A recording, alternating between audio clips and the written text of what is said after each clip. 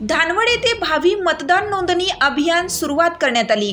भावी मतदार नोंदणीला मोठ्या प्रमाणात प्रतिसाद मिळत असून यावेळी उपस्थित शिवसेना तालुका प्रमुख शिवराज पाटील, सरपंच संभाजी पवार, उपसरपंच हरिलाल शिंदे, ग्रामपंचायत सदस्य विजय चव्हाण, संजय चव्हाण, विकास पवार, शशिकांत पाटील, निंबा पाटील, बुरा पाटील, भगवान राठोड, नंदू मानके, अमोल पाटील, ज्ञानेश्वर पवार, शिवदास चव्हाण तसेच शिवसेना तालुका प्रमुख शिवराज पाटील यांनी गावातील भावी युवा मतदारांना नोंदणी करण्याचे आवाहन करण्यात आलं।